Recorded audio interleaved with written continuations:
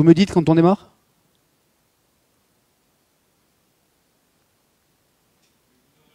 Ah, pardonnez-moi, d'accord, ok.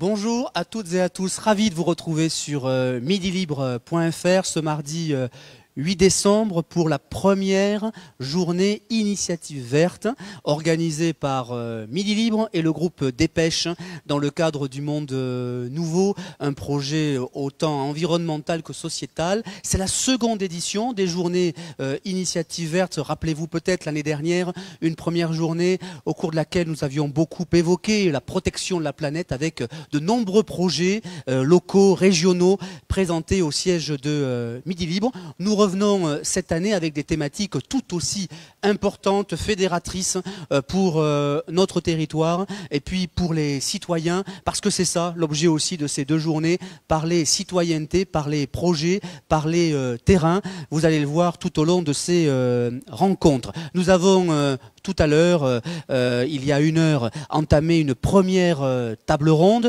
une table ronde sur la ville de demain. Dans quelques instants, nous allons parler de recyclage des déchets, tout aussi important aujourd'hui, 8 décembre, et au cours de cette semaine, parce que les initiatives vertes sont organisées dans un contexte tout à fait particulier. 8 décembre aujourd'hui, journée mondiale pour le climat, vous le verrez, on l'évoquera tout au long de ces 2 jours. Cette semaine, c'est l'anniversaire des 5 ans de l'accord de Paris. Rappelez-vous, il avait fait couler beaucoup d'encre, il avait annoncé un large débat sur notre territoire. Et bien au cours de cette semaine, bien sûr, nous parlerons du climat et des conséquences sur notre région. Et puis, c'est aussi une semaine particulière parce que le gouvernement étudie en ce moment les propositions autour de la Convention citoyenne du climat. Vous le voyez, c'est un enjeu majeur, on est un peu à la croisée des chemins, et dans cette croisée des chemins, il y a Midi Libre, il y a le groupe Dépêche qui lance le débat, qui le suscite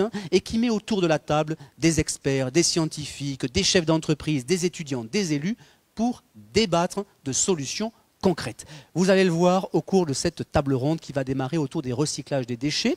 Je vous rappelle que nous sommes en direct sur midilibre.fr. Je sais que vous êtes très nombreux à vouloir poser des questions, témoigner, échanger, profitez-en parce que nous sommes à votre écoute, nos équipes sont à votre écoute, donc posez vos questions, nous les transmettrons à cette table ronde à nos invités qui y répondront évidemment. Recyclage des déchets, 5 invités autour de la table. Ici, dans ce studio à Latte, nous allons accueillir André Avogadri, directrice marketing chez Magic Palette. Elle nous parlera tout à l'heure de son entreprise et de son projet. Ravi de nous avoir à vos côtés. Jérémy Banster, acteur, réalisateur, qui prépare un documentaire sur la gestion des déchets, va nous rejoindre dans quelques minutes. Il est dans les embouteillages pour être tout à fait honnête. Les transports, la mobilité, c'est aussi un sujet qu'on aura forcément l'occasion d'évoquer au cours de ces tables rondes. Et puis de l'autre côté de leur ordinateur, 3 invités. Benjamin de Moliens qui nous parlera de son initiative Nettoie ton kilomètre. Olivier Dahl, le président de la Fédération des entreprises de recyclage. Et Célia Serrano, conseillère métropolitaine déléguée à la sensibilisation et à la réduction des déchets, rattaché au vice-président François Vasquez. Alors, table ronde autour des recyclages des déchets. On va évidemment parler beaucoup de recyclage, de la manière dont on recycle. Mais avant de recycler, il faut ramasser les déchets. Et je voudrais vous laisser la parole, Benjamin de Moliens, parce que vous avez lancé une initiative très intéressante qui a fédéré beaucoup de monde. Vous êtes inspiré d'un concept apparu en Suède, le Plogging, c'est ça, en 2016. Racontez-nous ce que c'est, racontez-nous votre initiative. Avec plaisir, donc merci beaucoup. Alors effectivement, au début de ce deuxième confinement, plus précisément le 1er novembre, j'ai lancé un défi éco-citoyen qui s'appelle Nettoie ton kilomètre, avec un hashtag Nettoie ton kilomètre, et qui consiste tout simplement à aller ramasser les déchets lors de sa sortie d'une heure quotidienne dans le rayon d'1 kilomètre dans lequel on était autorisé à sortir à cette époque-là. Donc c'est toujours d'actualité maintenant, on a le droit à 3 heures dans un rayon de 20 kilomètres. L'idée est très simple, c'est quoi? C'est en plus de prendre ses baskets ou ses chaussures de marche quand on va s'aérer, faire du sport autour de chez soi, et ben de prendre des gants et un sac poubelle et de ramasser les déchets qu'on trouve sur son parcours. Une fois qu'on a fini sa récolte, on poste une photo de soi avec ses déchets sur les réseaux sociaux. Enfin, on met le hashtag Nettoie ton kilomètre et on nomine 3 personnes qui doivent elles aussi relever le défi. Donc moi, je l'ai fait pour ma part tous les jours pendant ce deuxième confinement, donc du 1er novembre jusqu'au 28 novembre. Et chaque jour, je nominais des personnes. J'interpellais aussi voilà, les pouvoirs publics, des célébrités qui je pouvais, qui avait un peu d'influence. Et en fait, ça a fait effet boule de neige et ce défi est devenu viral. Les médias l'ont repris et des milliers de personnes ont nettoyé leurs kilomètres parce que tout simplement, on avait du temps pendant cette période-là. On avait aussi pas mal de gens avaient envie de lier l'utile à l'agréable et ce geste, il a le mérite. Alors, c'est un peu le niveau, ce que j'appelle le niveau 0 du geste éco-citoyen, mais il a le mérite d'être très accessible, d'être simple à mettre en place. Il suffit des gants, d'un sac poubelle. Et le but n'est pas voilà, qu'on ramasse tous les déchets, mais il est plus d'interpeller, de faire prendre conscience aux gens, de faire réagir autour de soi. Quand on est un dans le quartier à le faire, c'est bizarre. Quand on est 10, ça interpelle. Quand on est 100, c'est la personne qui ramasse pas ses déchets qui est un peu étrange. Voilà. Encore une fois, je veux pas faire culpabiliser les gens, mais je veux juste créer une prise de conscience et ce geste simple, accessible, il le permet. Alors, un des enseignements, vous le dites, c'est en effet le collectif, l'engagement citoyen. Beaucoup ont suivi votre appel. L'autre enseignement, peut-être, c'est ce que vous avez récolté, si je puis dire. C'est que des déchets, il y en a en quantité. Exactement, il y en a beaucoup. Alors, encore une fois, là, l'idée, c'est pas que tout le monde, on ramasse tous les déchets qu'on trouve. C'est plus de créer une prise de conscience. Mais effectivement, moi, mon dernier, j'y suis allé tous les jours. Tous les jours, je remplissais un sac de 30 litres. Ça énorme 30 litres, mais sinon, si je voulais vraiment m'y mettre, je courrais plus du tout. Parce que l'idée, c'est de faire du sport en ramassant les déchets ou de marcher en ramassant les déchets. Et malgré tout, j'ai trouvé énormément de déchets. Donc, ça veut dire que j'habite à Marseille, au Vallon des Aufs, que les poubelles débordent très souvent. Il y a peu de poubelles par habitant. Dès qu'il y a du vent, tout s'envole. Il y a aussi un peu d'incivisme, malheureusement. Et on trouve énormément de mégots, de paquets de cigarettes, de gants, de masques surtout, le fameux masque jetable, d'emballage à usage unique, de canettes, de bouteilles en plastique. Voilà, c'est assez impressionnant. Moi, tous les jours, j'en retrouvais aux mêmes endroits partout. Donc, on peut penser que c'est un peu désespérant et surtout ingrat comme geste, mais il a le mérite de vraiment changer le regard des gens. J'ai reçu beaucoup d'encouragement. Il y a des gens qui se sont mis à le faire un peu partout en France, même à l'étranger. Il y a énormément de presse jusqu'en Australie, au Canada et aux États-Unis qui ont couvert le sujet. Donc voilà, c'est le pouvoir de tous ces petits gestes les uns à côté des autres. Si on est des millions à le faire, c'est plus des petits gestes. Voilà. Bien sûr, moi, mon axe, j'ai un projet au-delà de ça, Expédition Zéro. Parlez-nous-en, s'il vous plaît. Oui. Voilà. Donc moi, mon projet, en fait, à la base, c'est un projet d'éco-aventure. C'est des défis, des aventures sportives itinérantes pour lesquelles je respecte autant que possible 3 règles: 0 impact carbone, 0 matériel neuf et surtout 0 déchet. Donc moi, je suis plutôt dans l'aventure 0 déchet, parce que pour moi, le meilleur déchet, c'est celui qu'on ne produit pas. Mais il se trouve qu'il y a plein de déchets aujourd'hui partout. Et donc, c'est mieux de les ramasser et après de les trier que de les laisser dans la nature. La vision à long terme, c'est qu'il n'y en ait plus, mais à court terme, il faut bien les gérer, ces déchets. Donc voilà, c'est pour ça que j'ai rajouté cette dimension nettoie ton kilomètre. Vu que je pouvais plus faire d'aventure au long cours, 0 déchet, j'ai changé d'échelle. j'ai exploité au mieux ce kilomètre en proposant ce défi et qui était accessible, alors que mes aventures d'habitude, elles sont plus personnelles et plutôt sportives, donc enfin, en ski, en vélo, que sais-je, et donc moins accessibles. Alors, vous nous rassurez, au-delà du confinement, on peut continuer évidemment à ramasser ces déchets autour de son quartier, dans sa commune. Tout à fait, hein, les déchets, eux aussi, se déconfinent. Les fêtes de Noël, c'est aussi la fête du déchet, Noël. Hein, je crois que la consommation, la création de déchets augmente de 30% par habitant, quelque chose comme ça. J'ai peut-être pas les chiffres exacts, mais c'est juste assez impressionnant le nombre de déchets qu'on produit à cette période de l'année. Donc oui, il faut bien évidemment continuer à aller nettoyer son quartier, nettoyer ses kilomètres, que sais-je.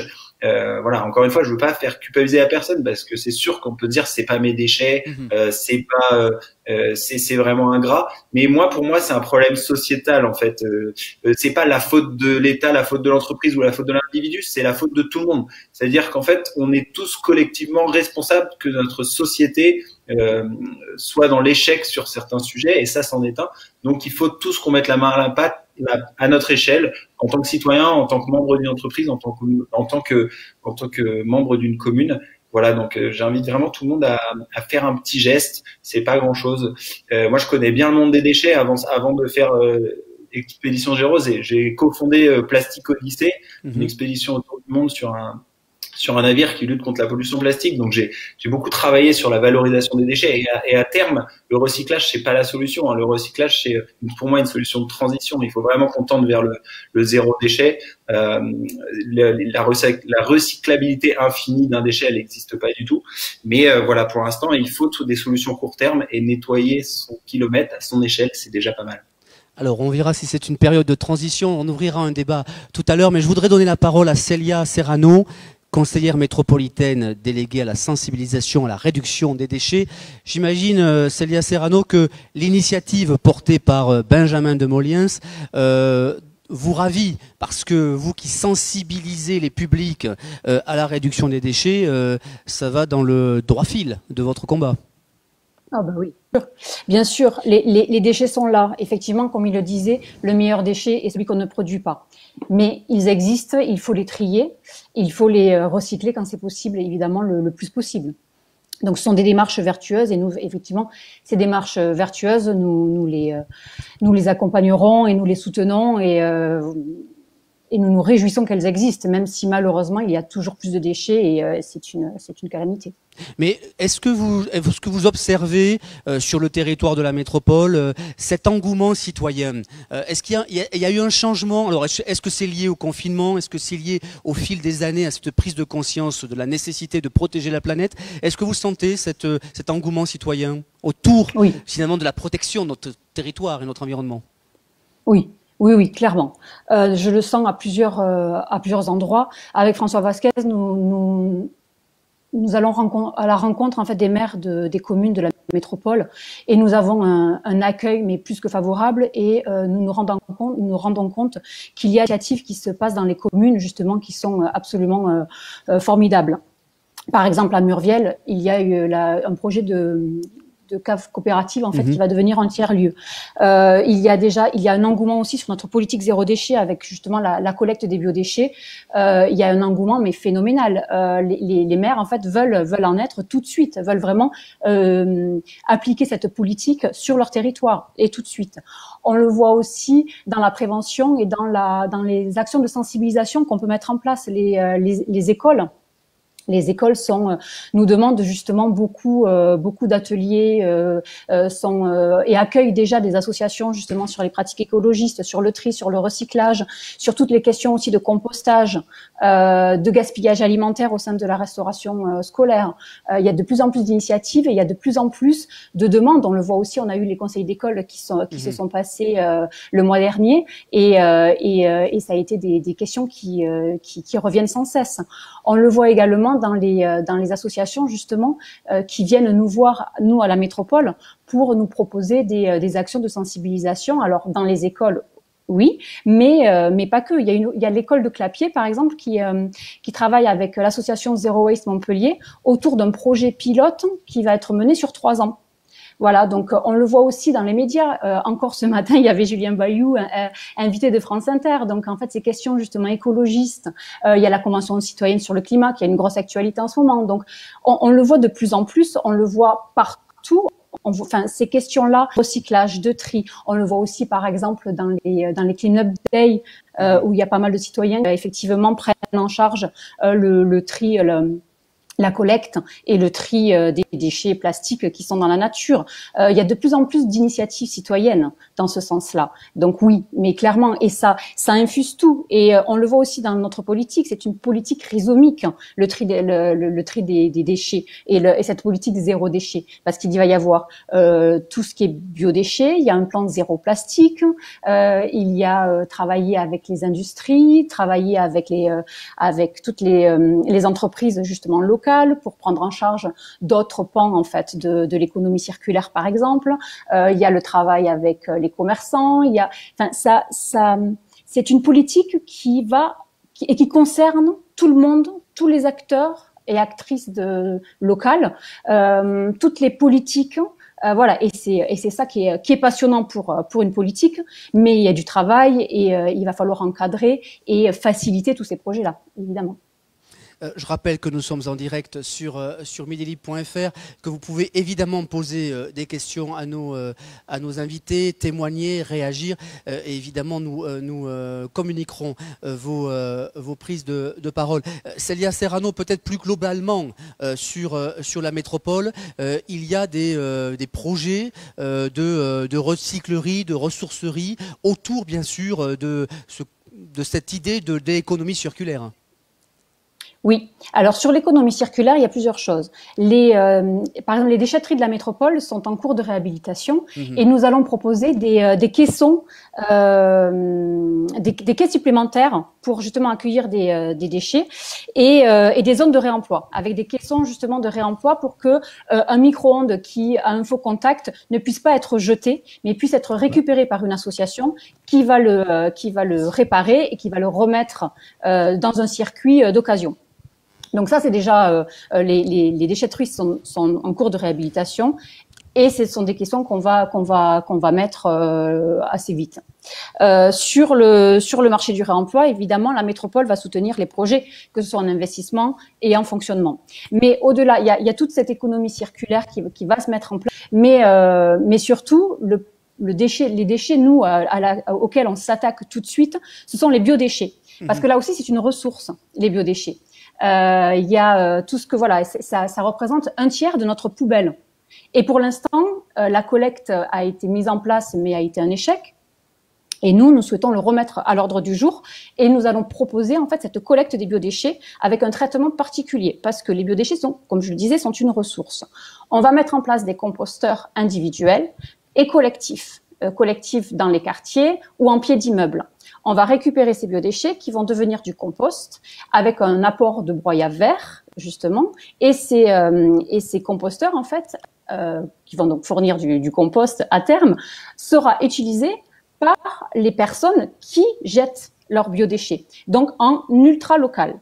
Et nous allons mettre aussi en place des plateformes de compostage au niveau de la métropole. Donc nous sommes en train de discuter justement avec les maires des communes pour savoir où on va installer ces plateformes de compostage. Il y en aura vraiment tout autour de la métropole. Et ces plateformes de compostage récupéreront justement les biodéchets, les broient à verre d'un territoire. Et au lieu d'aller d'un lieu à un autre, et ce tourisme des déchets qui existe là en ce moment dans la métropole et qui est une gabegie absolument hallucinante, financière hallucinante, on va les garder en fait dans notre territoire. C'est-à-dire que les communes, par exemple, de Cournon-Sec, Cournon-Terral, Pignan, vont utiliser leur plateforme de compostage qui sera installée à proximité de leur commune.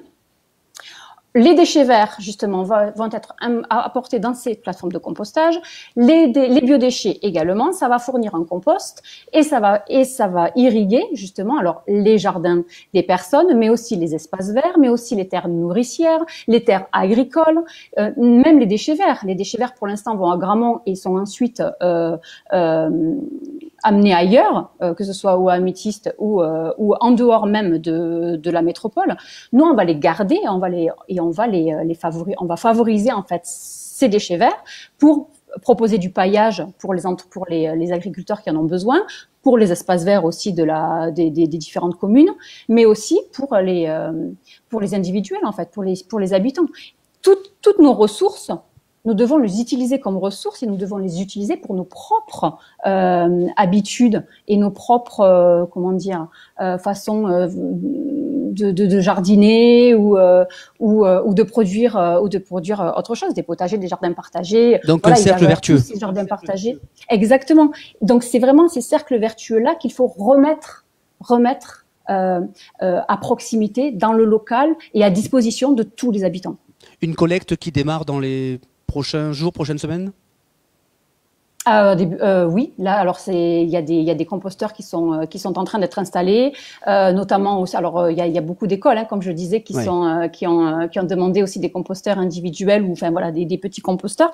Mais oui, c'est déjà en cours et ça va être vraiment déployé d'ici 2021. Mais très vite, oui. Alors, je vais revenir vers vous, Célia Serrano. Je suis ravi d'accueillir Jérémy Banster. Bonjour. J'expliquais que vous étiez dans les embouteillages et que c'était aussi un des sujets, la mobilité, que nous évoquerions pendant ces journées Initiative Verte. Avant que vous n'arriviez, nous évoquions avec nos invités Benjamin de Moliens son initiative Nettoie ton kilomètre, parce qu'avant de recycler, évidemment, il faut ramasser les déchets. Et je me tourne vers vous parce que vous avez vous-même un projet de documentaire avec Gisèle Casabianca, c'est bien ça, sur la gestion des déchets et la protection de la Méditerranée, de la Corse à l'Occitanie. Et ça m'intéresse que vous puissiez nous dire ce que vous observez depuis que vous réfléchissez et travaillez sur ce projet. Bonjour à tous déjà.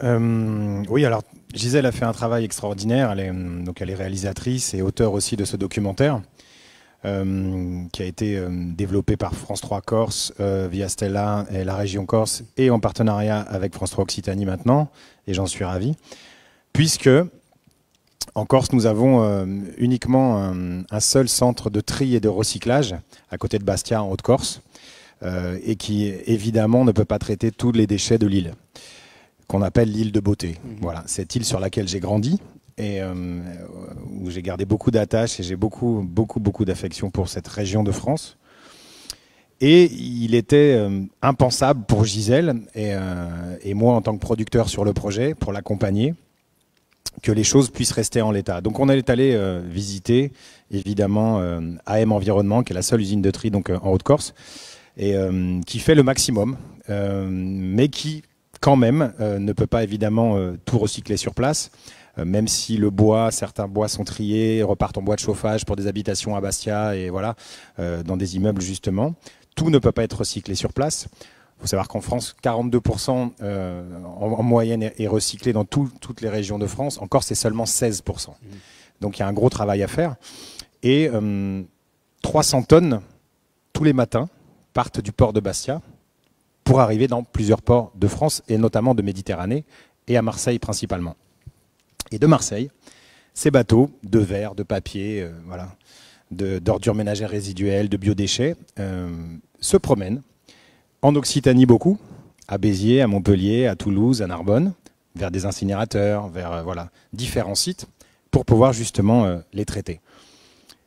Donc il y a une certaine évidence où des choses sont mises en place par les politiques, par les collectivités, mais on veut traiter le déchet, on veut trier le déchet, en même temps on accentue un bilan carbone surréaliste. On est avec évidemment des transporteurs qui font plus de 300 ou 400 km plein et qui font 300 ou 400 km pour revenir à vide pour la plupart du temps, même s'il y a évidemment des passerelles où on peut justement charger ces camions. Donc on est dans une certaine absurdité qu'on essaie simplement avec beaucoup d'humilité d'attirer un petit projecteur, une petite lucarne sur ce problème de Méditerranée. Et on passe aussi sur le fait que justement en Méditerranée, on a beaucoup de bateaux. Quand ils partent, tout va bien. Quand il y a des grèves, c'est plus compliqué. Et que certains bateaux arrivent par exemple en région PACA ou en Occitanie et qu'on les renvoie. C'est-à-dire que les déchets, ces tonnes, ces ballots restent sur la Méditerranée et peuvent faire plusieurs allers-retours en se baladant parce qu'on ne sait pas toujours où les envoyer.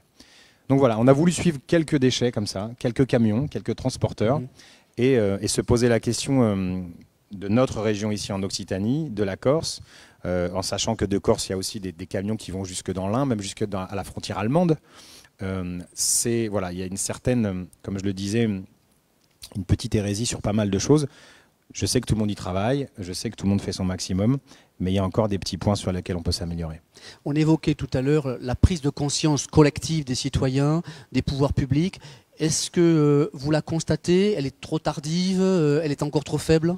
Elle est là, en tout cas, oui, on la constate. Heureusement, il y a eu une grosse évolution.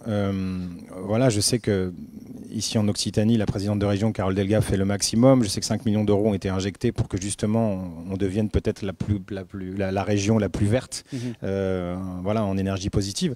Et c'est formidable. Mais oui, il faut que les pouvoirs publics se mobilisent partout et qu'il y ait une synergie par rapport à ça. Et ça, c'est la problématique. Après, il y a d'autres acteurs économiques à l'intérieur de ça.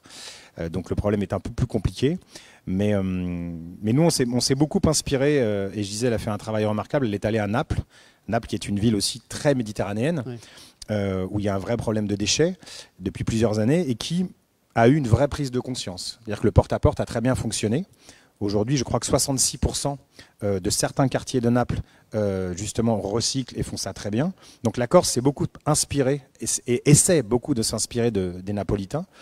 Et on est arrivé évidemment à ce système de flux, de ces 5 flux avec des containers qui sont mis dans certains quartiers, évidemment pas dans tous parce que on l'évoquait tout à l'heure, je l'écoutais, il y a certains quartiers où c'est compliqué de pouvoir les mettre en bas des immeubles ou dans les petites rues, mais en tout cas dans les zones pavillonnaires, mais on y vient. Et ça a fonctionné à Naples. Vraiment, il y a une vraie prise de conscience. Donc on s'inspire beaucoup des Italiens à ce niveau-là et de ces Méditerranéens-là.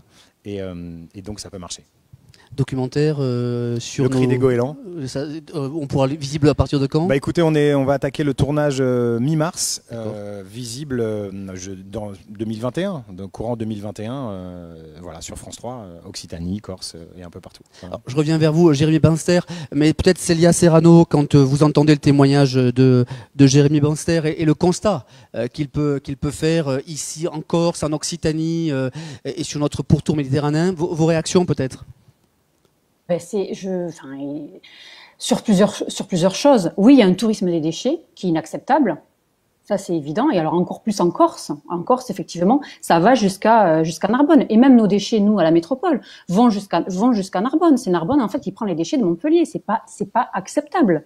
Et en Corse, encore plus, où c'est effectivement une île. Et donc, il faut vraiment que les pouvoirs publics, justement,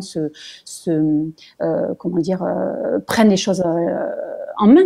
Clairement. Alors, sur la collecte des biodéchets, je le rappelle, c'est 1/3 de la poubelle, les biodéchets. Sur les Italiens, il y a Milan, qui a mis en place la collecte des biodéchets. Parme, qui est allé encore plus loin avec la tarification incitative. Ce sont des grandes villes. Ce sont, comme il le disait, justement, des Méditerranéens. On entend tellement que nous, les Méditerranéens, en fait, nous ne pouvons pas traiter correctement les déchets. Mais ce discours-là aussi, on peut clairement démontrer que c'est faux. Les Italiens ont pris les choses en main et ça fonctionne très très bien dans le pavillonnaire, mais aussi en zone dense et en habitat collectif et vertical. Donc oui, ça fonctionne et oui, nous avons des modèles que nous allons aller voir d'ailleurs. Il y a en début d'année, on va aller à Milan, voir justement comment ça se passe et voir les problématiques qui se sont posées à eux et comment ils ont pu les résoudre, justement. Jérémy Banster, ce qui illustre Célia Serrano, c'est quand même la volonté politique. J'imagine que en Corse, vous avez dû le constater, un seul centre. Que disent les élus? Quelle est l'ambiance là-bas? L'ambiance est toujours bonne en Corse. Oui, je sais, j'adore autant la Corse que vous. L'ambiance est bonne. On arrive à discuter avec tout le monde. Et je le répète, et c'est Gisèle qui fait ce travail. Elle fait un travail formidable d'écoute, de dialogue. Avec chacun, avec beaucoup le monde associatif aussi évidemment, voilà, pour s'élever contre certaines mesures ou contre certaines mesures qui ne sont pas appliquées. Mais il y a une écoute. Après, je sais que il y a beaucoup d'allers-retours. Il y a beaucoup de oui, on y va, on vous signe quelque chose et on revient en arrière, on repart. Voilà, il y a beaucoup d'allers-retours. Je sais qu'au niveau des centres d'enfouissement, il y a aussi un problème. Ils arrivent complètement à ras bord et donc c'est quelque chose. C'est, on va dire, le moins pire, mais c'est pire quand même. Et il y a ce seul centre de tri et recyclage pour le territoire de Corse, que ce soit la Haute-Corse ou la Corse du Sud. C'est une vraie complication. Et puis ce tourisme du déchet qui est quand même, qui moi me met vraiment très très mal par rapport à ça. J'ai un vrai problème évidemment avec tout le reste. Mais on revient sur les Italiens. Je sais qu'à Milan, en Toscane aussi, à Parme, voilà, il y a des très bons exemples. On a choisi les Napolitains parce qu'on les trouvait les plus proches de nos amis corses. Et ils y arrivent. Donc il n'y a pas de raison qu'on n'y arrive pas. Mais on voit bien quand même, et on l'évoquait avec Benjamin de Moliens tout à l'heure, que le changement passera par le citoyen, passera aussi par finalement les Français, les habitants qui se mobilisent face à des situations qui sont jugées aujourd'hui inacceptables. Tout à fait, et c'est cette prise de conscience dont on parle, et je pense qu'elle est de plus en plus générale. Ouais. Et ça, c'est formidable. On l'inculque tous à nos enfants aujourd'hui. Il y a des réflexes qui se font quotidiennement. Donc je pense que ça, c'est très très bien. Maintenant, on a notre rôle à jouer chacun. Et je le dis à chaque fois avec humilité, mais si on peut être des déclencheurs de certaines choses et de mettre en lumière certaines voies, si je peux arriver à ça, ce sera formidable. Alors, je voudrais passer la parole à peut-être Benjamin de Moliens. D'abord, peut-être une réaction sur le combat que porte Jérémy Banster. Oui, je le félicite de mettre ça en lumière à travers son action. C'est évident. Enfin, moi, je suis aligné sur le fait qu'il faut que ce soit à tous les niveaux. Et moi, pour un petite échelle avec mon étoile à 3 km, j'agis plutôt au niveau du citoyen, mais clairement, il y a des choses à mettre en lumière et des prises de conscience à faire aussi au niveau des entreprises, aussi au niveau des collectivités. Et ce genre d'initiative peut faire qu'accélérer ça. Donc bravo à ça. Et effectivement, moi, je pense qu'il faut moi, en tant qu'individu, j'ai aussi une place dans une entreprise, j'ai aussi une place dans ma commune, dans mon État. Donc, on peut à tous agir à tous ces niveaux-là. Il faut tous mettre la main à la pâte. Il faut éduquer nos enfants, il faut éduquer nos voisins, il faut éduquer tout le monde. Et c'est comme ça qu'on va y arriver. Il faut surtout pas continuer à passer notre temps à remettre la faute sur les autres sans se remettre soi-même en cause. C'est un problème systémique. Bien sûr, c'est peut-être pas moi qui ai jeté ce déchet-là, c'est peut-être pas moi qui ai mal trié, c'est peut-être pas moi qui ai fait déborder cette poubelle, mais c'est la société à laquelle j'appartiens qui a contribué à ça. Donc, d'une certaine manière, j'ai ma part de responsabilité.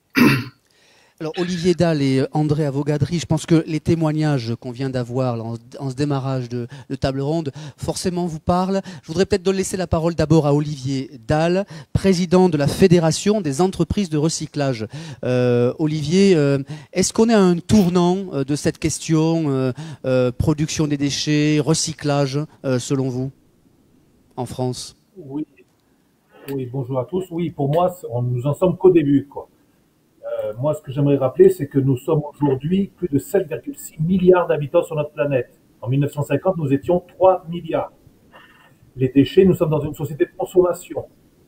Aujourd'hui, les déchets, il y en aura de plus en plus. Et toute cette problématique de déchets, il faut qu'on le gère et surtout qu'on parle d'économie circulaire. Aujourd'hui, c'est une problématique de l'éducation, c'est-à-dire que la personne qui ne met pas ou qui ne jette pas son déchet au bon endroit, c'est un problème d'éducation. À partir du moment où le déchet est bien mis à la bonne position, il sera valorisé. Et c'est en ce sens-là que la loi AGEC va, c'est-à-dire qu'on va faire de plus en plus d'économie circulaire et de valorisation matière avec les déchets. Pour revenir sur la Corse, moi je veux bien qu'on recycle en Corse tout, mais vous allez monter une usine de recyclage des plastiques, vous allez monter une papeterie en Corse, vous allez monter une aciérie en Corse, vous êtes obligé d'exporter vos déchets. Alors c'est très bien que vous en triez une partie. Donc, une fois que c'est trié, ça permet de ramener sur le continent la partie valorisable et vous gardez en contrepartie la partie non valorisable. Mais sinon, le reste, après, c'est envoyé en vrac et c'est trié sur place. Donc, voilà. Concernant le biodéchet, alors très, très bonne initiative. Il faut savoir qu'aujourd'hui, les mines de phosphore, dans les 50-100 ans, il n'y en aura plus. C'est-à-dire que ça mettra en péril toute notre agriculture.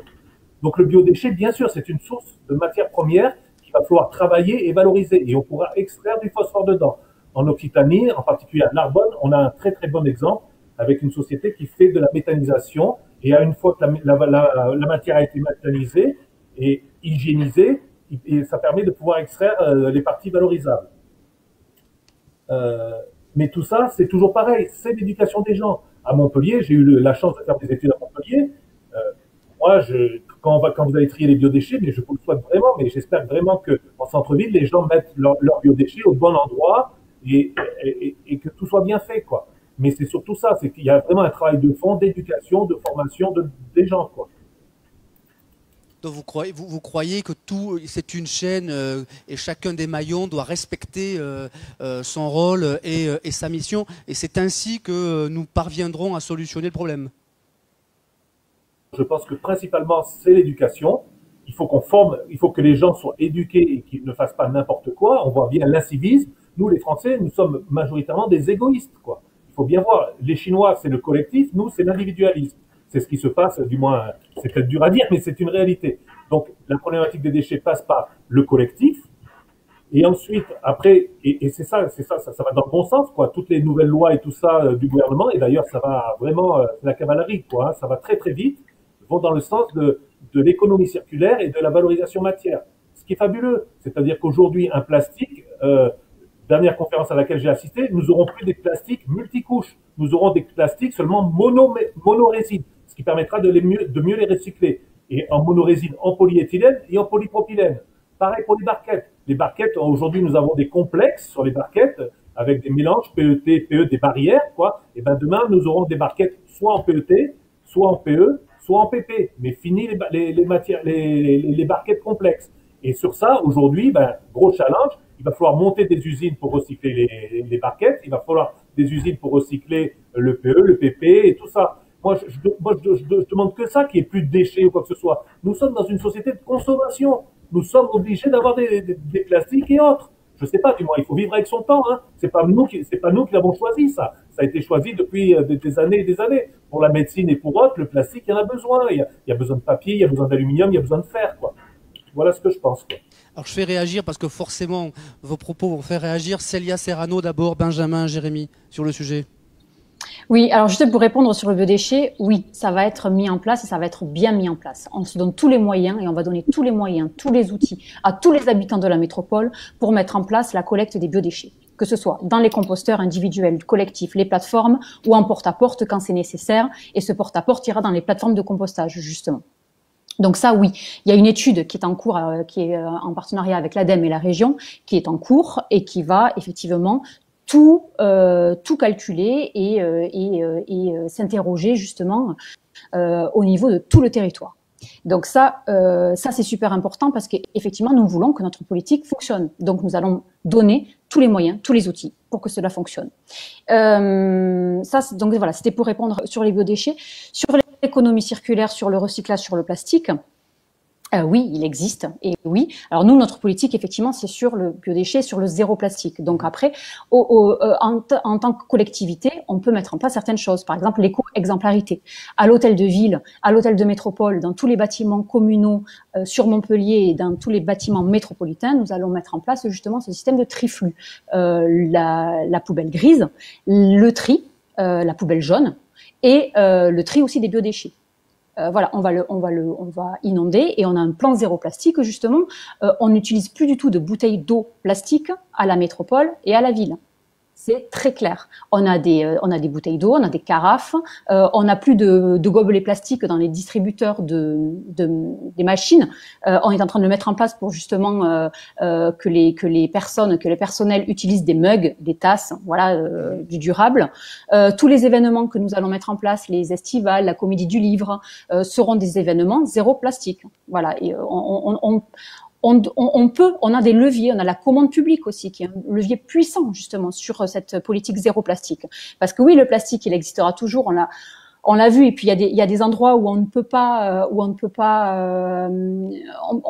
s'en passer. Sur tout ce qui est justement les hôpitaux. Enfin là, on a vu avec le Covid justement. Donc il faut être très exigeant par rapport à cela en fait, à l'utilisation du plastique. Mais on peut mettre en place des actions, justement. Pour l'éducation, oui. Mais il va falloir éduquer puissamment. Il va falloir faire preuve de pédagogie. Il va falloir faire preuve de communication. On va mettre en place un plan de communication extrêmement ambitieux. On souhaite aussi que la métropole soit justement un pôle de ressources et qu'on puisse montrer justement toutes les initiatives vertueuses qui sont là au niveau des communes, mais aussi au niveau des acteurs du territoire, au niveau des associations justement sur le territoire de la métropole, que chacun puisse ou se tourner vers ces personnes pour justement avoir un conseil, mettre en place des actions très concrètes sur le gaspillage alimentaire, le tri des biodéchets, ce plan justement zéro plastique, etc. Mais voilà, il va falloir effectivement communiquer et faire preuve de pédagogie, donc que ce soit dans des débats, dans des conférences avec des chercheurs, au sein des écoles, au sein des centres de loisirs, au sein aussi des collectivités, au sein des entreprises. Il y a déjà des Repair Cafés, par exemple, qui se mettent en place une fois par mois, par exemple, dans le hall d'entrée de l'entreprise et qui sensibilisent aussi les personnes justement à la réparation. Il y a aussi des entreprises comme Recyclez-vous, le Vieux Biclou, qui viennent vous aider à réparer vos vélos justement pour que vous puissiez aussi les utiliser ou les donner pour que on puisse les réparer et les remettre dans un système de réemploi. Donc toutes ces initiatives vertueuses justement sur le réemploi, mais aussi tout le plan zéro plastique, collectivités, associations, entreprises, chacun, effectivement, nous sommes un maillon et chacun de nous pouvons agir et devons agir. Benjamin, vous entendez le discours autour du plastique qui est porté par Olivier pour éviter évidemment ce plastique bashing. Vous le constatez quand même, le plastique fait des dégâts et c'est un sujet souvent chez les citoyens qui remonte autour des politiques que nous pourrions conduire contre le plastique. Oui, oui, tout à fait. Moi, tout simplement, quand je vais ramasser mes déchets, je vois qu'il y a énormément de plastique et c'est ça c'est le déchet qui pose problème quand il finit dans la nature, simplement parce qu'il se dégrade en microparticules, puis en particules, puis il s'attache il vient notamment dans l'océan, être ingéré par du plancton, il remonte toute la chaîne alimentaire et finit dans nos assiettes et il est composé de plein de substances chimiques très problématiques. Donc oui, le plastique c'est un peu le nerf de la guerre du déchet. Enfin, il y en a plein d'autres qui vont pas bien et qui polluent, mais celui-là, c'est celui que le citoyen a le plus facilement, auquel a le plus facilement accès et qui le met le plus dans la nature. Moi, en fait, moi, je suis surtout pour la modération dans tout. C'est-à-dire, je suis pas en train de dire, je pense pas que la circularité va tout régler. Je pense pas qu'il faut que tout le monde soit zéro plastique, que ce soit zéro déchet. Moi, je pense qu'il faut juste qu'on soit beaucoup plus modéré dans tout ce qu'on fait. Tout simplement parce que, en fait, on peut pas arriver à des extrêmes et c'est toujours trop compliqué. Effectivement, dans la médecine, le plastique, il est utile, c'est pas cher, c'est souple, ça stérilise bien. Il y a plein d'avantages. Le plastique, peut-être dans les voitures, voilà, dans les structures, il y a partout dans les coques d'ordinateur, dans quoi que ce soit. C'est des plastiques qu'on utilise assez longtemps, qui sont déjà dans des filières qui sont assez bien gérées. Donc ça, oui, pourquoi pas. Mais le plastique à usage unique, tous ces plastiques d'emballage alimentaire, enfin c'est principalement ça qu'on retrouve dans la nature, le plastique aussi qu'on retrouve dans les filets de pêche et toutes ces choses-là, c'est ça qui finit dans la nature et ceux-là par contre ils posent problème et ceux-là il faut les remplacer, il faut pas je pense que la circularité ça suffira pas du tout. Déjà quand on fait de la circularité, on injecte presque toujours du plastique vierge quand on recycle. En vérité du 100% recyclé, il y en a très peu. Le matériau plastique il perd ses propriétés à chaque recyclage. Donc c'est faux de dire qu'il y a de la recyclabilité et de la circularité infinie. Ça n'existe juste pas. Donc faut bien avoir conscience qu'à chaque fois on va réinjecter de la matière vierge. Donc pour moi il faut mener tous les combats. Il faut améliorer bien sûr la circularité, mais il faut en attendant aussi tendre vers le zéro déchet. Il faut changer nos comportements. C'est pas du tout un retour en arrière. C'est pas vivre comme un Amish d'être dans le zéro déchet. On peut avoir une vie tout à fait normale et moderne en créant extrêmement moins de déchets dans son quotidien, que ce soit au niveau d'une échelle de l'individu, qu'une entreprise, que d'une collectivité. Donc voilà, moi je suis vraiment pour la modération dans tout et toutes les solutions. Il faut pas dire il faut que de la circularité ou il faut que du zéro déchet. Non, il faut un peu de tout et puis il faut surtout faire du cas par cas en fonction de la typologie des déchets auxquels on fait face. Donc voilà, c'est plutôt mon sentiment parce que il n'y a pas de solution miracle. Voilà, il n'y a pas de solution miracle et puis il faut pas être extrémiste, quoi. Bien saisi. Olivier Dalle, peut-être une réaction et puis une question qui vous est posée. Je rappelle que nous sommes en direct sur midilibre.fr, que les questions sont très nombreuses sur le sujet. Un de nos lecteurs qui nous dit « Merci Monsieur Dalle pour votre discours clair et précis. Les enjeux d'éducation sont évidents et de formation aussi. Est-ce que votre fédération peut proposer des contenus de formation ?» Alors peut-être réaction à ce que disaient Benjamin et Célia et peut-être répondre à cette question, Olivier Dalle. Non, moi je veux surtout savoir que moi personnellement, j'ai 2 enfants, ils sont tous les 2 équipés d'une gourde. Mon épouse et moi-même, on est équipés d'une gourde et tout ça, et on est vraiment des gens proches de l'environnement. Mais le seul truc que je veux quand même répéter, nous sommes dans une société de consommation. Aujourd'hui, avec le Covid qui vient d'arriver en plus, je peux vous assurer, Madame Serrano, avec tout le respect que je vous dois, je vais aller à une fête à Montpellier, vous allez me donner un verre, alors je ne sais pas comment, mais sûrement en verre ou autre. D'accord? Est-ce qu'il sera bien hygiénisé? Est-ce qu'il sera bien nettoyé? Est-ce qu'il n'y aura pas de microbes ou quoi que ce soit dessus?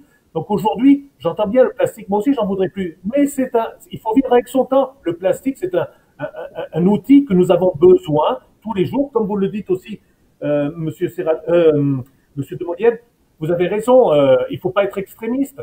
Donc aujourd'hui, il faut qu'on arrive à trouver le bon équilibre et surtout, pareil, quoi, les gens, qu'est-ce que les gens vont jeter le plastique? Comment ça se fait que vous arriviez encore à trouver des bouteilles de plastique dans les fossés ou autre? Ça n'a rien à faire là-dedans, quoi. Moi, j'ai envie de les prendre et voilà, je comprends pas, quoi. Donc, et vous avez raison aussi sur la recyclabilité. Un plastique aujourd'hui, on ne recycle jamais à 100% le plastique. On met du vierge dedans. Vous avez raison. Un plastique recyclé, c'est 7 fois. On peut recycler 7 fois le plastique avant qu'on ne puisse plus le recycler. Donc voilà, oui, vous avez raison. Mais quoi qu'il en soit, aussi, c'est tous ensemble qu'on trouvera la bonne solution. Mais je répète, il faut vivre avec son temps, quoi. Est-ce qu'on peut imaginer, Célia Serrano, plus de répression? Alors bon, est-ce qu'on peut taxer davantage face à des méfaits que l'on constate? C'est une question qui est posée par un de nos lecteurs. Oui, il y aura beaucoup de prévention, mais effectivement, il y aura aussi de la répression. On peut plus faire autrement. Alors après, il y a répression et répression. Mais par exemple, sur le remisage des bacs, vous savez, quand vous êtes en pavillon, vous sortez vos bacs jaunes et votre bac gris, et ben vous oubliez de le rentrer chez vous. Ça, normalement, c'est passible d'une amende. Sauf que c'était jamais mis en avant. Et nous, en fait, on l'a mis, on a recréé des autocollants et je crois que c'est une 60aine d'euros justement pour remiser son bac. Il va y avoir aussi des amendes. C'est effectivement, on ne peut plus tolérer justement que les gens jettent leurs mégots au-dessus de leur voiture là quand ils sur l'autoroute ou n'importe quelle route en fait de France. Ça, c'est plus possible. Donc oui, alors elles existent, hein, mais elles sont pas appliquées. Donc il va falloir les faire appliquer parce que on ne peut pas. Enfin, c'est aussi un principe d'équité en fait et de justice sociale. Il faut que tout le monde soit au même endroit et que les gestes en fait et que les gestes vertueux aussi soient valorisés. Mais c'est terrible parce que en plus moi je suis écolo, je suis Europe Écologie Les Verts et la répression en fait c'est vraiment pas dans ma culture. Mais malheureusement oui, il va falloir, le principe d'équité est super important. Jérémy Banster. Parce que quand j'écoute Olivier, Célia et Benjamin, déjà on entend beaucoup de passion et ça fait plaisir. Ça veut dire qu'on est tous mobilisés et une énergie positive avec des ondes positives, c'est pas mal. Je pense que si on arrive à faire passer un message et notamment par vous qui êtes vraiment des spécialistes, quand c'est fait avec douceur, avec modération, comme le disait Benjamin, et avec un sourire, les choses, on peut tout dire avec un sourire. On peut tout obtenir avec un sourire. Et je pense que la prise de conscience générale passera aussi par là. Et voilà. Et la passion, c'est bien aussi, Olivier. J'aime bien. Alors, on évoquait l'énergie positive. André Avogadri, je voudrais qu'on puisse parler d'un autre concept que vous avez évoqué, Jérémy Banster, c'est le collaboratif. Puisque dans votre entreprise, Magic Palette, vous allez nous dire ce que vous faites, la solution collaborative d'échange, eh bien, c'est une règle. Dites-nous. Oui, alors d'abord merci pour l'invitation, merci à travers moi d'inviter Magic Palette. Alors, je me reconnais beaucoup dans tout ce qui est dit, dans la passion et surtout dans l'envie d'être utile. C'est vraiment la mission de Magic Palette et son ADN en effet c'est le collaboratif.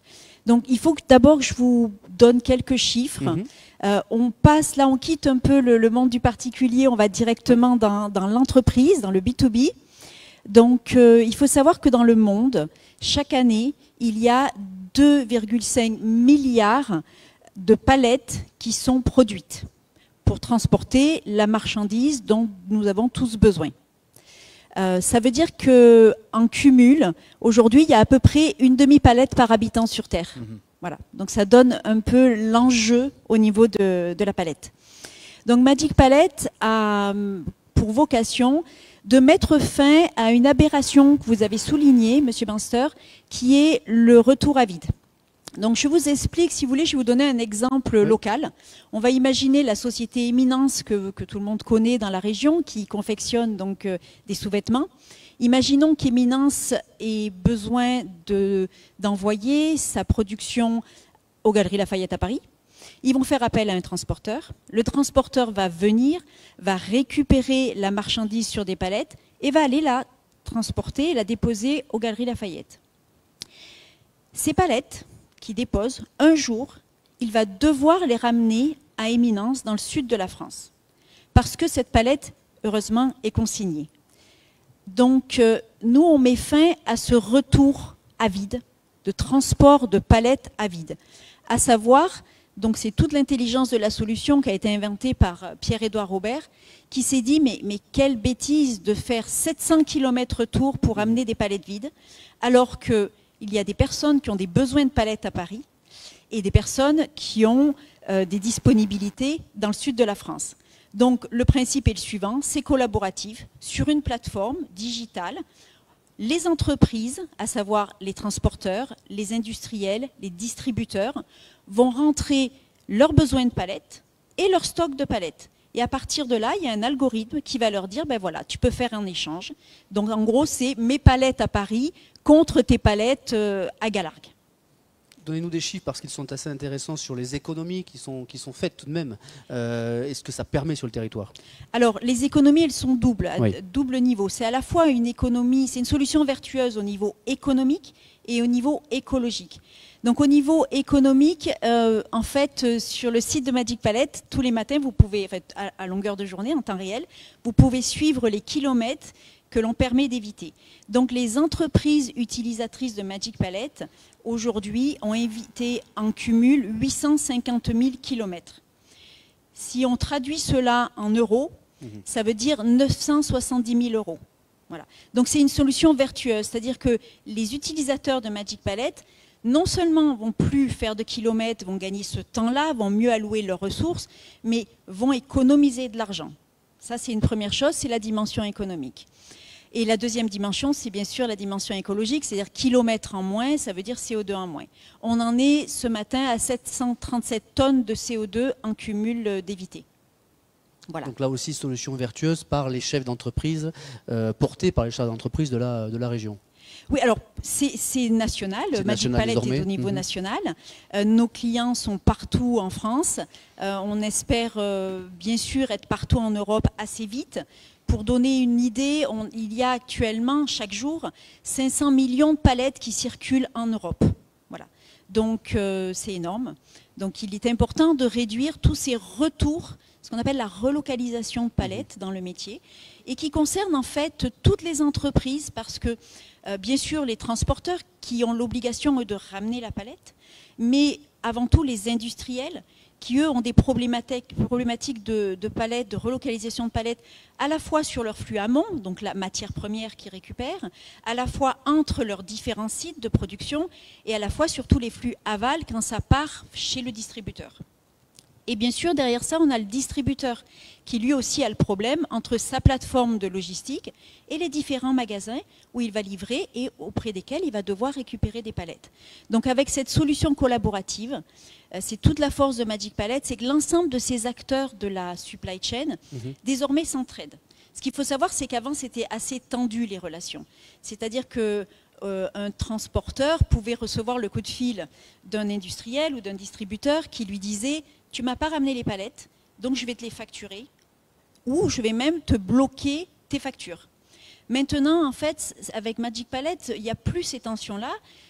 Même des concurrents collaborent, font des échanges de palettes ensemble.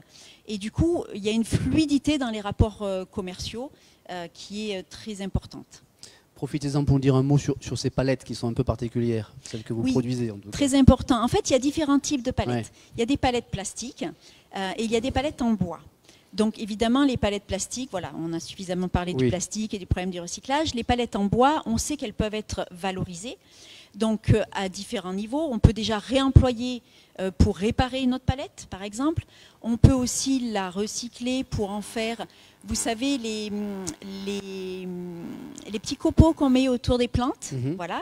On peut aussi en faire des granulés pour du bois de chauffage. Donc on peut la valoriser. Il y a d'autres exemples de valorisation. Nous, on travaille uniquement sur la palette Europe. Donc parmi les palettes en bois, il y a deux types de palettes. Il y a ce qu'on appelle la palette perdue et la palette Europe. La palette perdue porte bien son nom, elle est utilisée une fois, deux fois, elle est jetée. Pourquoi? Parce qu'elle n'est pas solide, parce qu'elle n'est pas fiable. La palette Europe, c'est une super palette. En fait, oui, non, c'est clair. Elle est recyclée 14 fois, c'est ça? Elle est réemployée. Réemployée 14 fois, c'est ça? En fait, elle correspond. D'abord, elle est fabriquée et réparée avec un cahier des charges très strict qui garantit, ça c'est très important, la sécurité de la personne qui va l'utiliser, donc au niveau de la manutention. Ensuite, la sécurité, bien sûr, au niveau des marchandises. Voilà. Et aussi la sécurité, alors d'autant plus important aujourd'hui, la sécurité sanitaire, puisqu'elles sont traitées au niveau thermique pour éviter les problèmes de bactéries. Donc cette super palette, parce qu'elle est bien fabriquée, elle va pouvoir être réemployée 14 fois. Et c'est là où nous, on agit beaucoup parce qu'en fait, on va permettre ce réemploi. Concrètement, pour reprendre l'exemple d'Éminence, si Éminence ne récupère pas ses palettes à temps, qu'est-ce qu'ils vont devoir faire? Ils vont devoir en racheter. Donc nous, en permettant des échanges locaux, et j'ai entendu parler de circuits courts, c'est exactement ça, on permet des échanges locaux, on va permettre de récupérer les palettes plus vite, de les réutiliser plus vite, et donc de moins racheter de palettes. Et qui dit moins rachat de palettes, dit moins d'arbres coupés. Donc on a un double effet au niveau écologique. Olivier Dalle, peut-être je vous fais réagir là-dessus. Puis j'ai une question générale qui m'est posée par une lectrice, Charlotte. Pourquoi ne pas aller plus loin dans le recyclage? La Suisse est un exemple. Quid de la taxation incitative? Olivier. Donc, concernant Magic Palette, c'est très très bien. Bon, madame parle d'argent, mais il ne faut pas parler d'argent. Il faut parler de bilan carbone.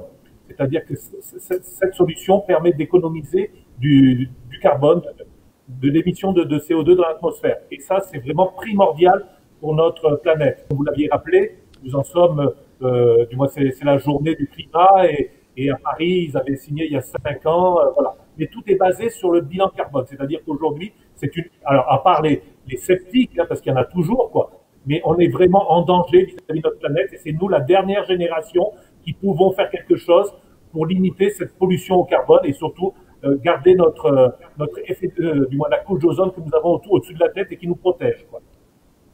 Donc ça, c'est le premier point. Excusez-moi, c'est quoi votre question après? Sur la taxation incitative, une lectrice nous disait qu'on pouvait peut-être aller plus loin. La Suisse est un exemple, et il y a la taxation incitative. Oui, la Suisse est un exemple, mais par exemple, pour vous donner un ordre d'idée, aujourd'hui, une tonne de déchets collectés, transportés, ça va coûter dans les 200, dans les 150, 200 euros la tonne. En Suisse, c'est 300, 400, 500 euros la tonne.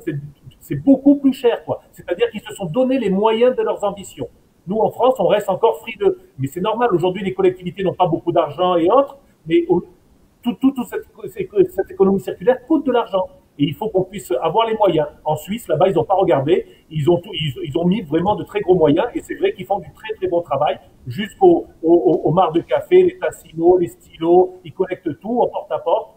Et ils recyclent. Mais aussi, comme on l'a dit tout à l'heure, c'est la surveillance. Alors nous, on est latin en France, donc on est un peu cool, on laisse passer. Mais bon, je vais reparler de la Chine. En Chine, ils ont mis des caméras sur les poubelles. En Chine, il n'y avait pas de collecte sélective. En moins de 3 ans, ils sont en train de tout mettre en place et c'est en train de se développer. Et en Suisse, c'est pareil. En Suisse, vous mettez votre nom sur le sac poubelle, quoi. Et si votre sac poubelle n'est pas bien trié, eh ben, ça fait mal au porte-monnaie, hein.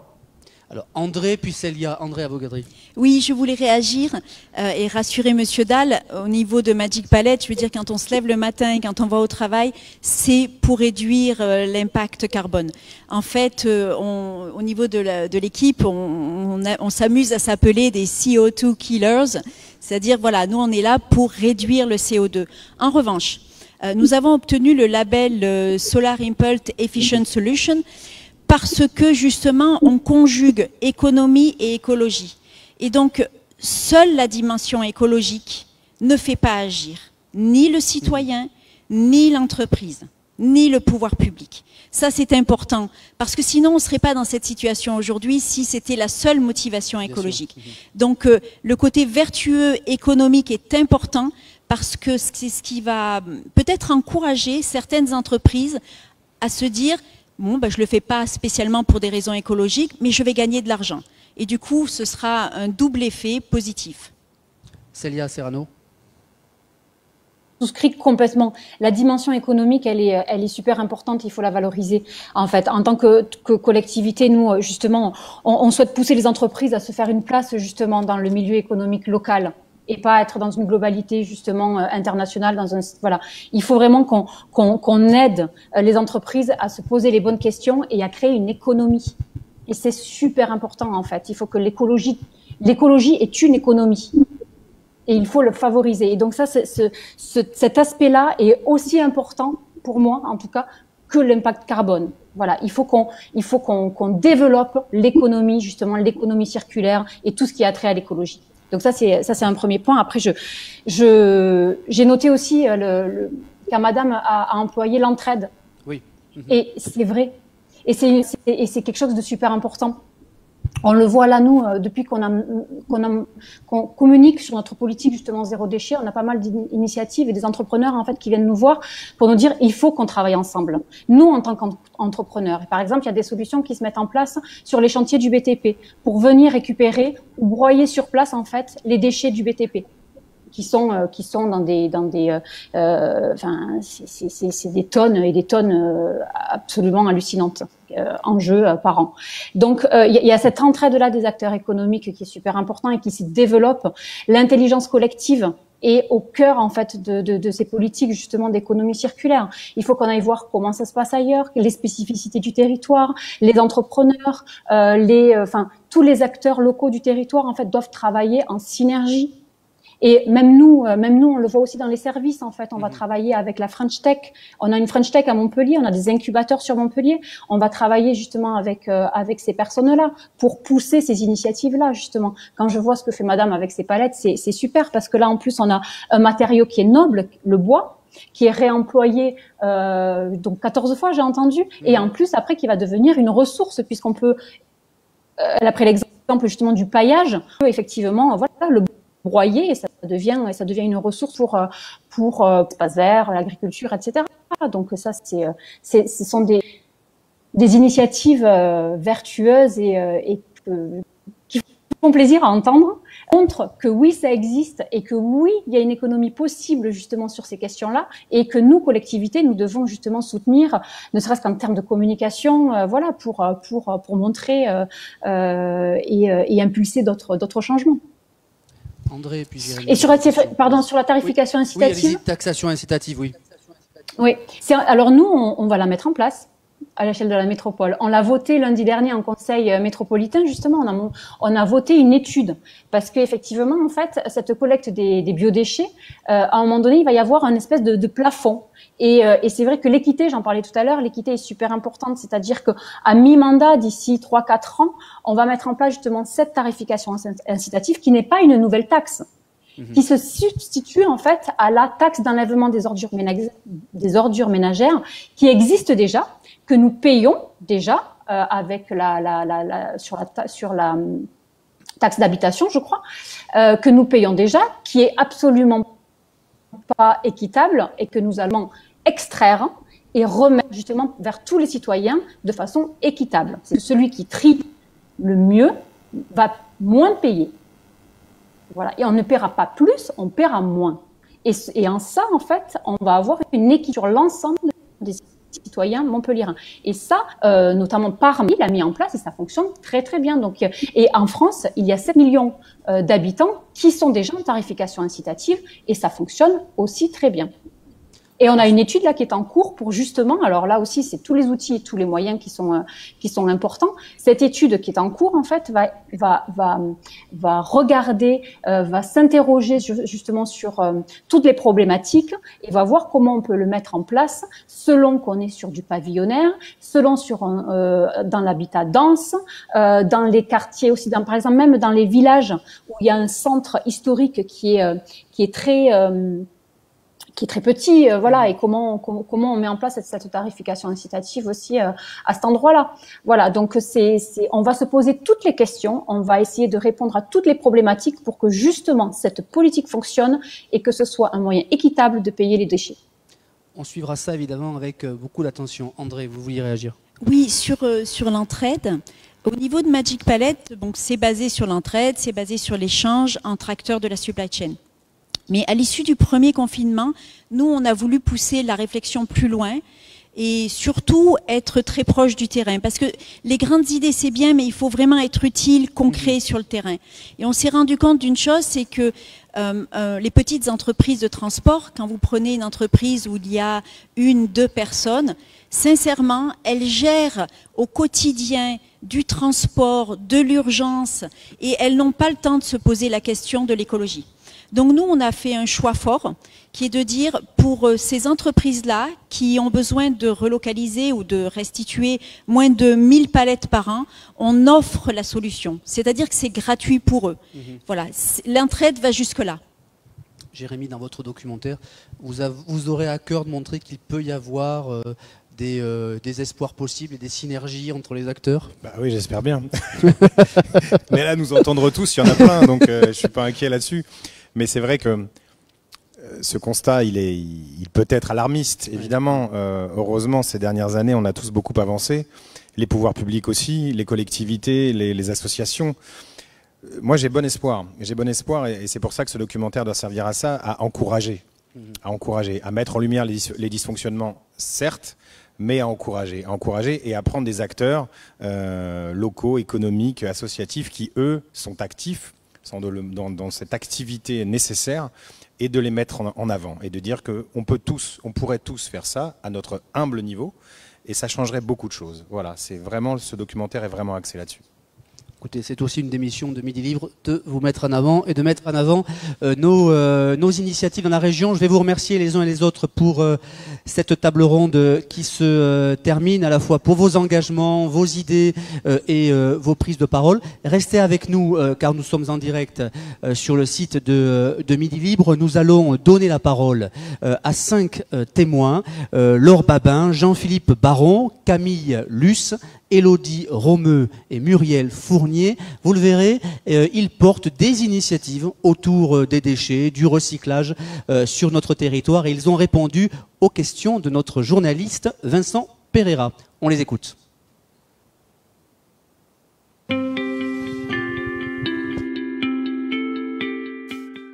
On reçoit la marchandise en vrac et l'idée c'est qu'on emballe dans des emballages réutilisables pour le client final. L'idée c'est de rendre ce concept le plus simple possible et rendre accessible la consommation zéro déchet. On peut se connecter, effectuer une commande directement sur le site et après venir la récupérer donc dans des contenants réutilisables. Donc que ce soit des bocaux en verre ou des sacs en tissu, il n'y aura pas de plastique dans cette commande. Le nom du petit circuit, c'est à la fois des produits en circuit court. Donc en fait, on a délimité un périmètre autour de Montpellier. On a 900 références actuellement et on travaille avec plus de 100 producteurs. Avant de démarrer l'entreprise, on est allé rencontrer ces producteurs. Donc ils viennent pour la plupart autour de Montpellier, on va voir comment ils travaillent. Après, quand on ne trouve pas de produits ici, on favorise vraiment les produits biologiques qui proviennent de France. Et quand ce sont des produits qu'on ne peut pas trouver en France, comme le café ou le chocolat, qui sont pour nous des produits quand même un petit peu indispensables, là on privilégie le commerce équitable. On trouve à peu près tous les produits, donc ça va des fruits et légumes, au fromage, à l'épicerie salée, sucrée, aux boissons, mais aussi à tout ce qui est accessoires zéro déchet. C'est vrai que le confinement nous a mis un petit peu de lumière sur nous, surtout au premier confinement, où on a démarré en fait 3 jours après l'annonce du premier confinement. Du coup, on a une vague de personnes. On a essayé d'être à la hauteur et effectivement, sur ce deuxième confinement, on sent que il y a toujours autant de monde, toujours autant de ferveur. On a entre 500 et 600 clients actuellement. On tourne entre 120 et 150 commandes par semaine, donc on est très content. C'est un beau démarrage. On sent qu'il y a de plus en plus de monde qui souhaite consommer de façon plus responsable. Je trouve que c'est très bien, c'est quelque chose de très actuel et c'est vrai qu'il faut faire de plus en plus attention à comment on consomme et aux déchets. Bien sûr, un geste pour la planète et puis aussi c'est un moyen de manger des produits plus sains. On sait d'où ils viennent. Moi, la première, avant, je faisais pas forcément trop attention à ce que je mangeais, sachant que je suis étudiante. Maintenant, je fais un peu plus attention, même si je consomme pas que des produits zéro déchet et qui viennent d'ici parce que j'ai pas les moyens. Mais j'essaye de faire plus attention et je pense que tout le monde fait de même. Vous voyez, on est devant le rayon ménager du Drive Zéro Déchet, le petit circuit. Donc, c'est-à-dire qu'on a à la fois de l'assouplissant, mais aussi du gel douche, du gel lave-vaisselle, du gel WC. Et nous, on prend des petites bouteilles qu'on remplit directement pour le client. Et après, il a juste à venir récupérer sa commande. Et ici, tout est en vrac, en fait. Voilà, en fait, ici, on reçoit tout en vrac. Et nous, on prépare de notre côté. Donc là, par exemple, vous voyez, vous avez un sac de 1 kg de pâtes, mais sans plastique et sans carton. Et la personne pourra nous rapporter le sac en tissu, donc il n'y aura vraiment aucun déchet. Comment on nous trouve? Alors, on a plusieurs points de retrait maintenant. Donc, on a notre magasin principal qui est ici dans la zone de Fréjorgues Ouest. Mais on a aussi développé des points de retrait dans la ville. Donc, le mardi, on est à la Halle Tropisme. Le mercredi, on est à Saint-Jean-de-Védas. Et le jeudi, on est à Antigone. Donc, c'est le premier drive piéton zéro déchet. Donc, si jamais vous n'êtes pas véhiculé, vous pouvez quand même venir chercher vos courses zéro déchet rapidement à The Babel Community à Antigone.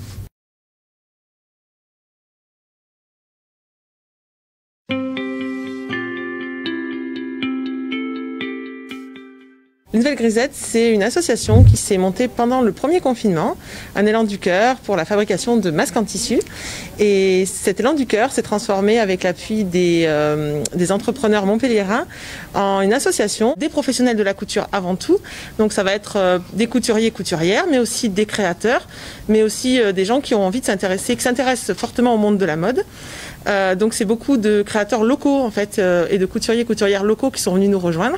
Mais on a aussi quelques grandes marques partenaires avec qui on commence à tisser des relations prometteuses en fait pour l'avenir et pour la création de notre futur tiers-lieu.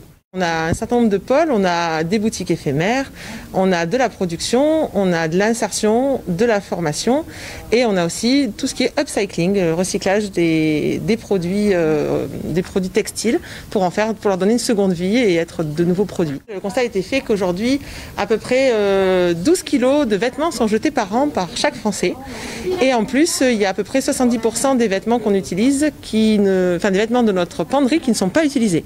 Donc en fait, tout ça nous amène à nous poser vraiment la question de développer la seconde main, c'est-à-dire le vêtement qu'on va réutiliser, réacheter après qu'il ait eu une première vie, mais aussi du coup de transformer. C'est un vêtement de seconde main, c'est une veste en nubuck. La doublure était très abîmée, donc du coup on va enlever cette doublure. Une fois qu'on l'a enlevée, on va la démonter entièrement. Comme ça, on va pouvoir repérer toutes les pièces, en fait. Et on va refaire une doublure. Alors là, on prend du satin, par exemple. Et on va pouvoir, d'après les morceaux qui vont être entièrement redécoupés, avoir le patronage en tissu et pouvoir adapter une nouvelle doublure. C'est une seconde vie, en fait. Voilà, une seconde vie. On choisit l'intérieur de son manteau. Donc par exemple, je peux vous montrer ce genre de petites pochettes qu'on est en train de développer pour Pays de l'Or Agglomération. C'est des chutes de tissu en fait. À l'intérieur, donc là c'est des petites pochettes pour ranger nos masques. Hop là, hop. Et en fait à l'intérieur, on est venu mettre du tissu qui est aussi une chute de tissu. Et derrière, on le customise en rajoutant le logo, un petit élastique, etc. On peut faire la même chose avec les vieux napperons de nos grands-mères en fait et créer des petites pochettes. Ça permet de donner une seconde vie à de vieux napperons qui aujourd'hui ne se retrouvent plus sur les tables basses de nos maisons. On a la même chose avec ce tote bag qui est en train d'être fabriqué. Donc là, on a de la toile de jute qui provient, elle, de gros sacs de café en fait, qu'on a découpé et à l'intérieur duquel on a pu glisser des bâches. Donc c'est les bâches en fait de Pays de l'Or Agglomération qui servaient pour l'événementiel. Bâches qui habituellement sont jetées, voire même que les collectivités doivent payer pour pouvoir les détruire, les faire détruire. Et ben nous, on les récupère et on les customise en fait, voilà, on leur donne une seconde vie. L'idée c'est de montrer qu'à 1 + 1 + 1, et ben on n'est pas juste 2, 3, 4, on est en fait une boule d'énergie, quelque chose de très positif en fait qui va permettre. Même chose, si un créateur qui a l'habitude de travailler le cuir croise un créateur qui fait plutôt du tissage, et ben il va peut-être se passer des choses qui n'auraient pas existé si ces gens-là s'étaient pas rencontrés. Et donc notre lieu de vie a aussi cet intérêt-là, c'est de permettre à des petits créateurs d'avoir de l'inspiration, mais aussi pouvoir répondre à des marchés auxquels ils n'auraient pas osé répondre tout seuls. Aujourd'hui, on travaille plutôt sur des tissus qui nous sont donnés en grande quantité, mais à terme, on est en effet dans l'idée, dès que la situation sanitaire le permettra, on aimerait pouvoir créer des vides-greniers, des vides-dressing, et pourquoi pas un côté un peu friperie, et pouvoir vendre ou recycler, voire même imaginer, proposer à monsieur, madame, tout le monde d'apprendre à customiser une chemise ou à customiser un pantalon pour pouvoir lui donner une seconde vie dans sa propre penderie.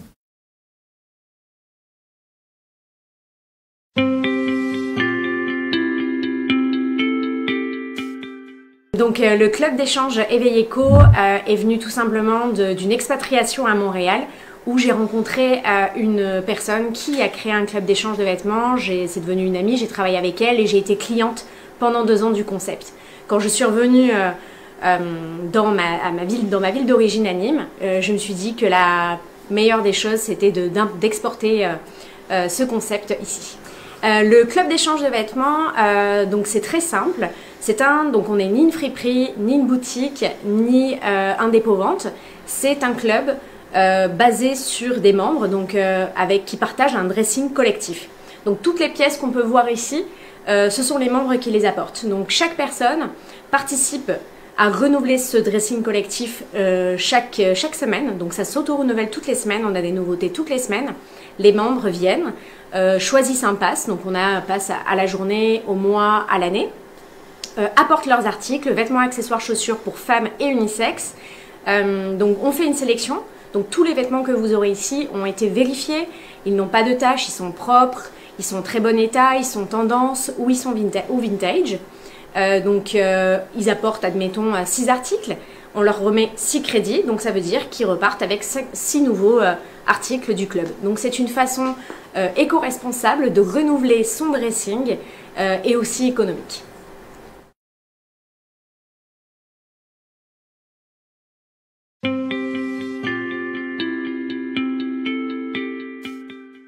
Bonjour, je suis Jean-Philippe Baron, fondateur de l'entreprise VGSkin. VGSkin, c'est une marque d'accessoires de mode, de bagagerie et de chaussures en cuir de fibre végétale et en étoffe éco-responsable. Nous travaillons avec des cuirs faits à base de déchets de pommes, de déchets de feuilles d'ananas et également en fibre de cactus. Nous avons tout ce qui est les fils de couture qui sont en nylon recyclé à base de bouteilles d'eau, PET, et également de filets de pêche récupérés dans les océans. Nous confectionnons des accessoires de mode tels que des cravates, des nœuds papillons, des casquettes, également toute une gamme de bagagerie, sacs pour femmes, sacs pour hommes et sacs de travail, et également une gamme de chaussures. L'ensemble de nos confections sont réalisées en France, dans des ateliers de confection dans le Maine-et-Loire et l'Anjou, et nous travaillons également avec un styliste pour la création de tous nos modèles. Nous utilisons également donc des fils de nylon éco-responsables en nylon recyclé afin d'éviter l'utilisation de fils de coton qui est consommateur d'eau et de pesticides, et également des tissus en toile de nylon faite à base de filets de pêche qui étaient récupérés dans les océans et donc recyclés. L'impact sur l'écologie est donc très positif grâce à toutes ces matières premières que nous utilisons.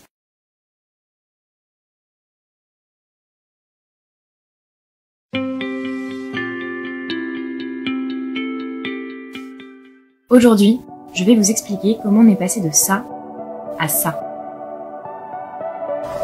Hello, je m'appelle Laure et je suis la fondatrice de Zeta, une marque de basket zéro déchet, entièrement fabriquée à partir de matériaux recyclés, recyclables et véganes. Il y a 1 an, je me suis lancé un défi, Créer une paire de baskets uniquement à partir de matériaux en fin de vie. L'année dernière, près de 15 milliards de paires de baskets ont été produites à travers le monde, soit environ une paire de chaussures sur 10. La basket est devenue l'incontournable de toutes les garde-robes et de toutes les générations. Mais vous êtes-vous déjà interrogé sur leur composition? Coton, polyester ou encore cuir tabé. Autant de matériaux très polluants qui nécessitent beaucoup d'eau et de pétrole durant tout le processus de fabrication. De nombreuses marques se sont lancées dans une mode plus responsable, en utilisant des matériaux naturels ou biologiques. Pourtant, cela nous oblige encore une fois à créer de nouvelles matières ou bien à puiser dans des ressources naturelles déjà limitées. Et si on changeait les choses? Et si on arrêtait de surproduire pour réutiliser ce que l'on possède déjà? Pendant près d'1 an, on est parti à la recherche de matériaux durables et super confortables pour vous proposer la basket la plus écologique qui soit.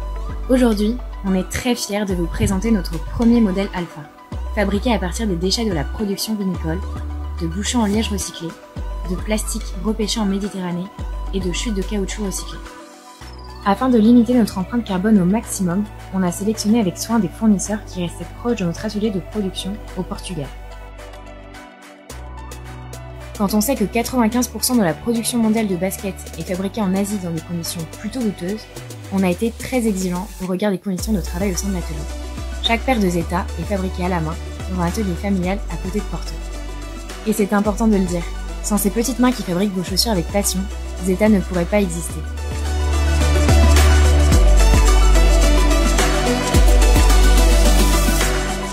Cette paire de baskets, on l'a voulu super confortable, pour que tu puisses la porter au boulot, en soirée, ou même juste pour traîner en caleçon devant ta télé. Et surtout, on a sélectionné des matériaux recyclés de qualité pour en faire une paire de baskets durable, que tu ne jetteras pas au bout de 6 mois. C'est aussi ça, la slow fashion. Et parce qu'on a voulu faire les choses jusqu'au bout, on a décidé de reprendre votre paire de Zeta gratuitement à la fin de leur vie, pour que nous la recyclions en combustible vert.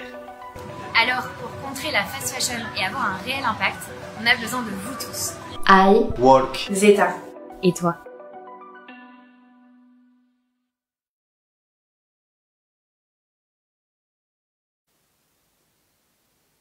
C'est la fin de cette table ronde sur le recyclage des déchets, de ces témoignages très nombreux, très concrets, très régionaux, qui donnent de l'énergie positive. C'est ce que disait tout à l'heure Jérémy Banster et ce que disait aussi l'ensemble de nos témoins. Énergie positive, initiative, c'était tout à fait l'objet de cette première journée des initiatives vertes organisées par Midi Libre et le groupe Dépêche. Je voudrais vous rappeler quelques rendez-vous, puisque cette journée va se poursuivre demain en partenariat avec BRL, partenaire de ces 2 journées et de cette seconde édition, dont le directeur de BRL sera présent demain matin à une table ronde sur l'agriculture de demain. Je vous donne rendez-vous demain matin sur ce sujet avec de nombreux invités dès 8h30, vous le verrez. Et puis tout de suite après, nous parlerons du rapport à l'alimentation, là aussi avec des experts, des scientifiques et des chefs d'entreprise. Vous le savez, ce sont des tables rondes que vous pouvez suivre sur midilibre.fr et retrouver sur le site Le Monde Nouveau, comme les 2 rendez-vous demain après-midi avec les étudiants et les jeunes diplômés. Ils nous parleront d'habitat connecté et d'alimentation. Vous le verrez là aussi demain avec des exemples très concret. Je voudrais aussi vous indiquer que ces journées s'organisent dans le cadre d'un grand projet porté par le groupe Dépêche qui s'appelle Le Monde Nouveau, un projet aussi environnemental que sociétal qui met en avant l'ensemble des projets, des initiatives, des idées, des suggestions que l'on observe partout sur le terrain. Et donc on vous donne rendez-vous à vous tous, citoyens engagés, sur nos supports numériques, Midi Libre bien sûr, dans notre journal Midi Libre tous les samedis, puisque nous proposons une page Initiative Verte où les citoyens donnent leurs avis et font part de leurs idées sur le territoire. Merci de nous avoir suivis pour cette première matinée des Initiatives Vertes. Je vous retrouve avec plaisir demain matin, dès 8h30, pour une série de tables rondes où, comme aujourd'hui, vous pourrez suggérer, témoigner, donner votre avis et poser vos questions. À très bientôt. Bonne journée.